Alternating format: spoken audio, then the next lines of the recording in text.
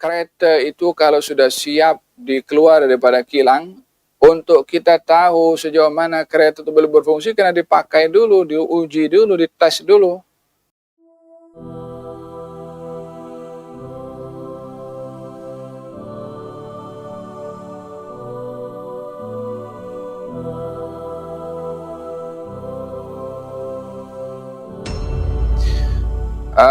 Di antara wasilah untuk menguji keimanan supaya iman itu meningkat dan meninggi adalah bila seseorang itu diuji dengan pelbagai macam dugaan dan ujian dari Allah Subhanahu Wa Taala dalam bentuk musibah juga. Sejauh mana orang-orang beriman akan bertambah iman melalui musibah, melalui imtihan, melalui ujian dari Allah Subhanahu Wa Taala. Dengan demikian, bagi kita seorang yang beriman kepada Allah Subhanahu Wa Taala melihat kepada dugaan dan musibah tangga untuk menaik tinggi dalam keimanan kita kepada Allah Subhanahu Wa Taala. Oleh sebab yang demikian, baginda bersabda, ajaban li amril mu'min, orang beriman ini menghairankan keadaan mereka. Kalau diduga dengan nikmat, dia akan bersyukur dan itu membawa kebaikan. Kalau diduga dengan musibah, dia bersabar, itu pun membawa kebaikan. Oleh sebab yang demikian, iman ini tidak semudah yang kita bayangkan untuk menisbahkan identiti kita sebagai seorang beriman sebelum diuji iman itu dalam hati dan jiwa. Dan ujian yang paling berat bagi seseorang untuk menentukan kemurnian iman itu bila diduga dengan musibah. Bila diduga dengan musibah, disitulah akan dilihat bagaimana seorang itu betul-betul beriman kepada Allah Subhanahu Wa Taala.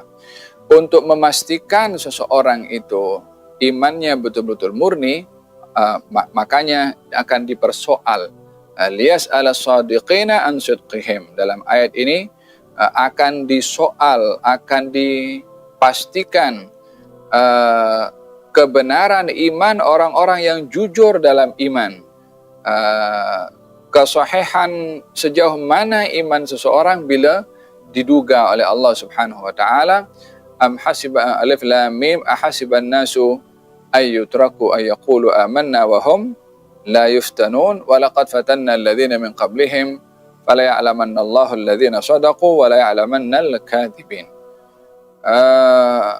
Adakah manusia menyangka, kata Allah dalam Al-Quran, hanya mengatakan kami beriman sahaja tanpa diuji, tanpa diduga? Adakah persepsi mereka seperti itu? Adakah keyakinan mereka seperti itu? Cukup dengan berkata saja iman tanpa diduga? Soalan ini soalan bukan perlu jawaban, tapi soalan pelik ataupun soalan del istingkar, yakni melihat perkara ini tak boleh ada orang berfikir untuk mengatakan beriman tetapi tak mau diduga. Tak boleh berfikir seperti itu. Tidak demikian iman itu diberikan oleh Allah Subhanahu Wa Taala kepada seseorang. Iman diberi bersamaan dengan dugaan.